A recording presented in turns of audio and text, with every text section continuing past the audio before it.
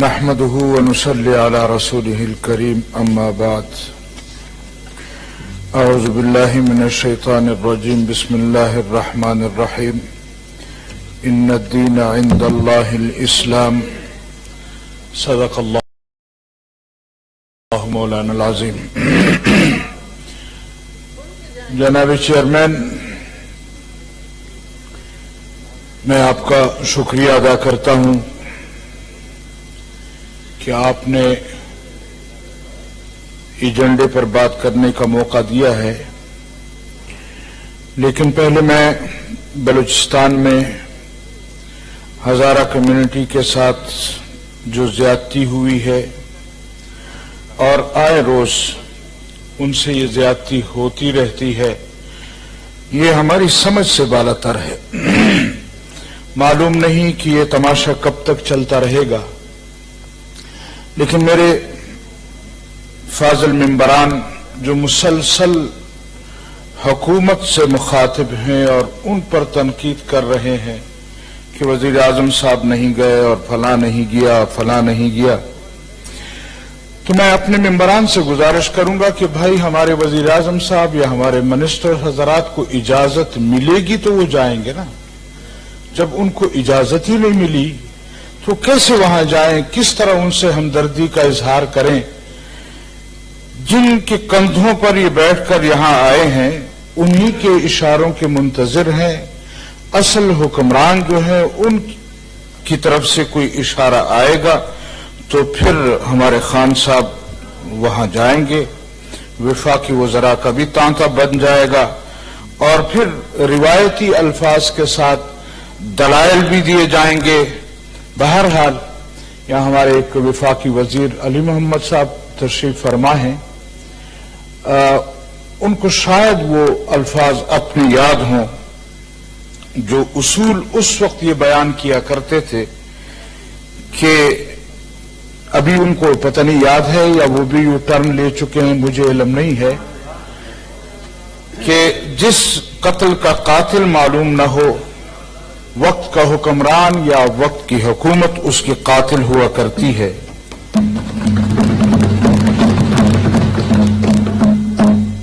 میں ہزارہ کمیونٹی سے اس سینٹ کے فلور سے درخواست کرنا چاہتا ہوں کہ ان کے جو ساتھی شہید ہوئے ہیں یا ان کے جو ساتھی زخمی ہیں یا ان کے لواحقین پر جو گزری ہے، جو ظلم ہوا ہے، یقیناً وہ برداشت کے قابل نہیں ہے. لیکن میں اپنے ان بھائیوں سے یہ ضرور کہوں گا کہ اب ان کی تدفین کا سلسلہ شروع کر دیا جائے. ان حکمرانوں کے کانوں پر مہریں لگی ہوئی ہیں، ان پر کوئی اثر نہیں ہوگا. آپ پہلے بھی اس طرح کی لاشیں اٹھا چکے ہیں، تدفین کر چکے ہیں. ہم ایک مرتبہ پھر اس فلور سے درخواست کرتے ہیں کہ اس طرح ان لاشوں کی بے حرمتی ہوتی ہے، لہذا ان شہداء کو یا ان لاشوں کو اگر تدفین کر دی جائے تو زیادہ بہتر ہوگا. میں اب آؤں گا یہاں، معلوم نہیں میرے خیال میں کاکڑ صاحب، منظور کاکڑ صاحب چلے گئے ہیں. انہوں نے فرمایا کہ میں فوج کا آدمی ہوں. ہم بھی فوج کے آدمی ہیں، ہم بھی فوج کے حامی ہیں، لیکن میں یہ سمجھتا ہوں کہ وہ فوج کے آدمی نہیں ہیں، وہ جرنلز کے آدمی ہیں. انہوں نے اسی لیے جرنلز کا نام لیا، فلاں جرنل اور فلاں جرنل. تو میرے خیال میں ہماری فوج جو ایک ماہرانہ فوج ہے، جو یقیناً وہ فوجی جو بارڈر پر ہمارے ملک کی حفاظت کرتے ہیں، ہم ان کو اپنی آنکھوں کی پلکیں سمجھتے ہیں. لیکن جو جرنلز یہ سمجھتے ہیں کہ شاید اس طرح ہم حکومت پر اور اس سسٹم پر اسی طرح حاوی رہیں گے، میرے خیال میں یہ ان کی غلط فہمی ہے. یہ ملک اس قوم نے بنایا ہے اور اس کے لیے قربانیاں بھی اس قوم نے دی ہیں. ہمیں یاد دلایا جاتا ہے جی کہ پہلے آپ کے دور میں کیا ہوا، آپ کے دور میں کیا ہوا. ہمارے دور میں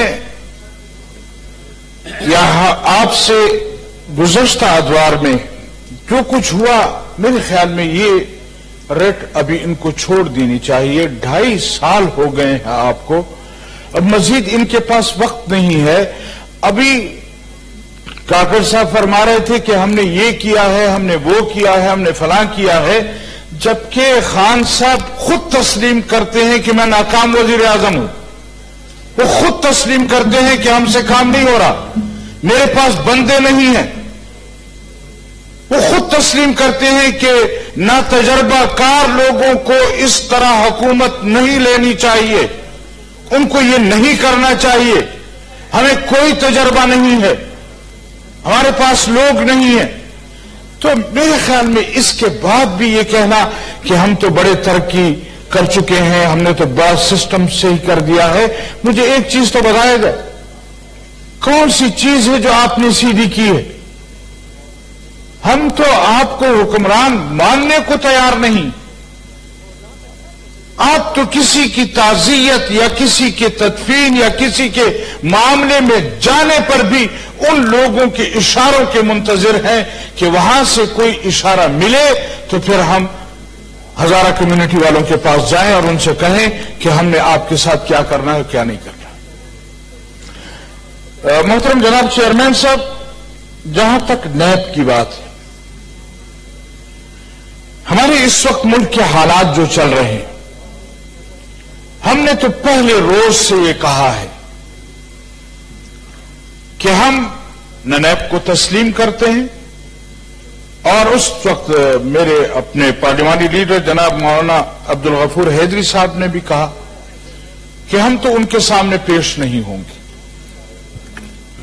لیکن یہ عرض کرنا چاہتا ہوں کہ کیا نیب کا ادارہ صرف اس لیے بنایا گیا ہے کہ وہ صرف سیاسی لوگوں کی پگڑیاں اچھالتا رہے؟ مجھے یاد ہے، شاید ہم میں سے بہت سارے لوگ ایسے اور بھی فاضل ممبران ہوں گے جو اس وقت قومی اسمبلی کے ممبران تھے. قومی اسمبلی میں ایک مرتبہ غالباً 97-98 کی بات کر رہا ہوں، اس وقت ایک سوال لایا گیا کہ نیب نے اب تک جو ریکوری کی ہے اس کی رپورٹ پارلیمنٹ میں پیش کریں. اور اس وقت جو نیب نے پارلیمنٹ میں رپورٹ پیش کی ہے اس میں سب سے زیادہ ریکوری اور سب سے زیادہ کرپشن وہ فوجی جرنلوں نے کی تھی. 7.5 ارب روپیہ ان سے ریکور کیا گیا تھا. پھر اس کے بعد دوسرا نمبر بیوروکریٹس کا آیا تھا جنہوں نے تقریباً 4.5 ارب کرپشن کی تھی اور ان سے ریکوری ہوئی تھی. اور آخر میں سب سے جو 2-2.5 ارب روپیہ ریکوری ہوا تھا وہ سیاستدانوں سے ہوا تھا. لیکن اس دن سے لے کر آج تک مسلسل، اور یہ ریکارڈ پر ہوگا، اگر آپ وہ ریکارڈ منگوا لیں تو قوم کے سامنے بھی وہ ریکارڈ آ جائے گا. لہذا اس طرح سیاسی لوگوں کی پگڑیاں اچھالنا،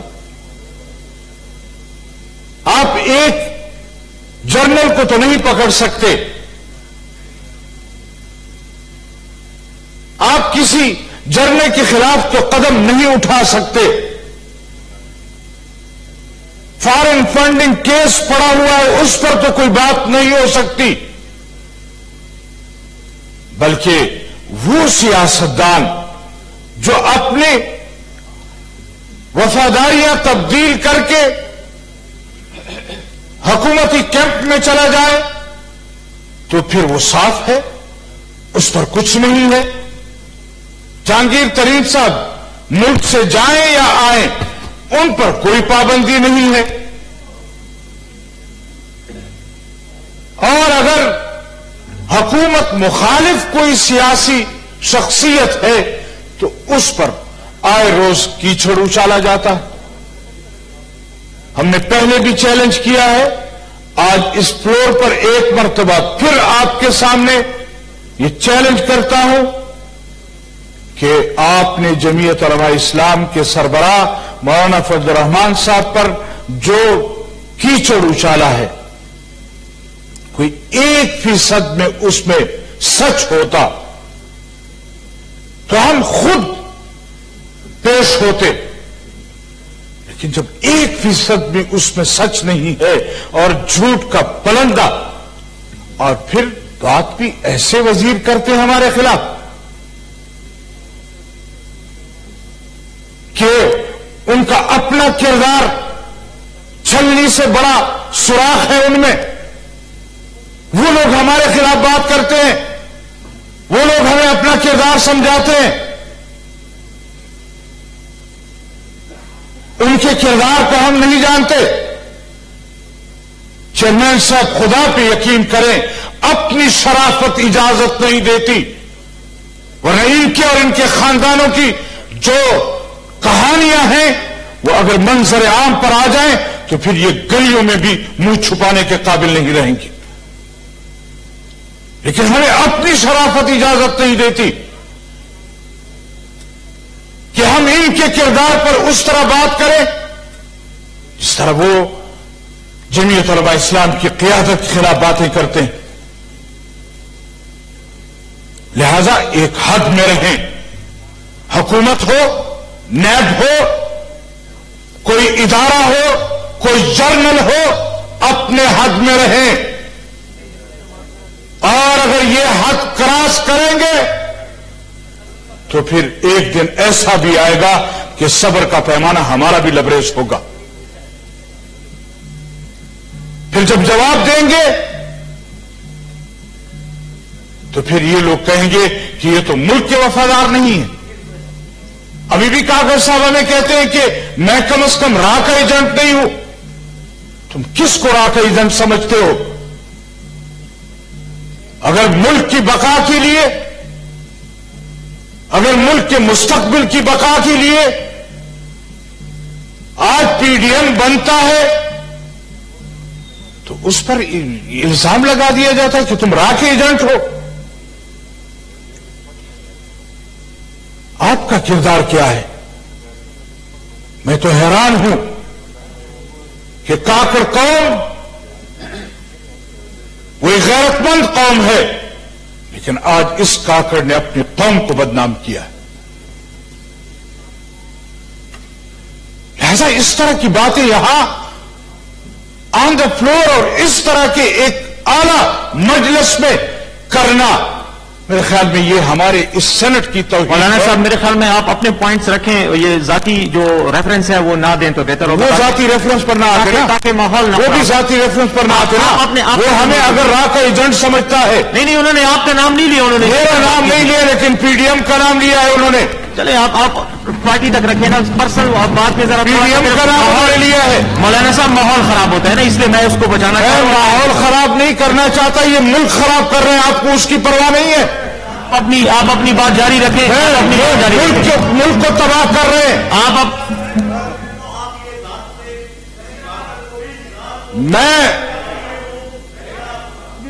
میں کاکڑ قوم کو نہیں کر رہا، لیکن جو الفاظ اس نے استعمال کیے ہیں پی ڈی ایم کے خلاف،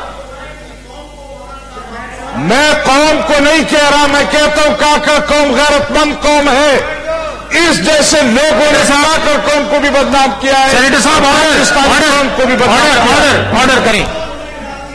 نہیں آپ بیٹھیں، آپ تشریف رکھیں، آپ جوابی تقریر میں بات کر لیں اپنی۔ میں یہ سمجھتا ہوں، جی میں یہ سمجھتا ہوں کہ ہمارے پارلیمنٹ کی توہین کی گئی ہے، یہ اس ہاؤس کی توہین ہے۔ یہاں اس طرح کی زبان استعمال کرنا، اس طرح کی باتیں کرنا، اپنے سیاسی قائدین کے متعلق ان کو راہ کا ایجنٹ کہنا، اس پر ان لوگوں کو معافی مانگنی چاہیے۔ یہ قوم کی خیر خواہ کی عادت ہے، یہ ملک کی خیر خواہ کی عادت ہے، لہذا اس طرح کی گفتگو ہم یہاں یہ سننے کے لیے نہیں آئے۔ اور میں نے عرض کیا کہ ہمیں اپنی شرافت اجازت نہیں دیتی کہ ہم ان کے خلاف بھی وہی زبان استعمال کریں جو بازاری زبان یہ یہاں پارلیمنٹ میں استعمال کرتے ہیں۔ اچھا اس طرح کی باتیں اگر آپ کریں گے، اور ایک حد ہوتی ہے چاپلوسی کی بھی، ایک حد ہوتی ہے بے حیائی کی بھی، ایک حد ہوتی ہے. آخر کس حد تک آپ لوگ جانا چاہتے ہیں؟ ہمیں یہ ملک عزیز ہے، ہمیں یہ پارلیمنٹ عزیز ہے، ہمیں یہاں کے ادارے عزیز ہیں، لیکن آپ تشریف رکھیں، میں کرتا ہوں اس کو. میں آپ کو میں نے ٹھیک، آپ بیٹھیں. میں تقریباً 14 منٹ بعد آپ نے کر لی ہے، اب آپ وائنڈ اپ کریں. اگر کاکڑ صاحب کی خدمت میں عرض کر دوں کہ کاکڑ صاحب میں نے وہ باتیں آپ کی غیر موجودگی میں کی ہیں تو میں آپ کے سامنے بھی کرنے کو تیار ہوں. میں آپ کے سامنے ماحول کو کبھی خراب نہ کریں. ایک حد ہوتی ہے کہ کسی حد تک انسان نیچے جاتا ہے. 2 منٹ. ایک حد ہوتی ہے. مولانا صاحب اس حد کو حد میں رہنے دیں. حد کو کراس کرتے ہیں. نہیں، اب آپ حد کو کراس کرتے ہیں اور پھر اس کے بعد جب ہم کوئی بات کرتے ہیں تو پھر ہمیں کہتے ہیں کہ آپ نے حد کو کراس کیا. آپ نے اچھی خاصی بات کر لی. مولانا صاحب وائنڈ اپ کریں کیونکہ 15 منٹ تقریباً آپ کو بات کرتے ہوئے ہو گئے. اب آپ کائنڈلی وائنڈ اپ کریں. جو بھی آپ کا پوائنٹ ہے اس کو ہاؤس کے سامنے رکھیں. میں یہ عرض کرنا چاہتا ہوں کہ اگر ہم نے اس ملک کو بچانا ہے، ہم نے اس ہاؤس کو چلانا ہے، ہم نے اس ملک اور اس قوم کے مستقبل کو آگے لے جانا ہے، تو پھر ان کٹ پتلیوں سے جان چھڑانی ہوگی، ان چاپلوسوں سے جان چھڑانی ہوگی، اور ان کے اوپر جو بیٹھے جرنل ہیں ان کو گھر بھیجنا ہوگا. اب جا کر ہم اس ملک کو بچائیں. Thank you. سینیٹر بیرامن خان.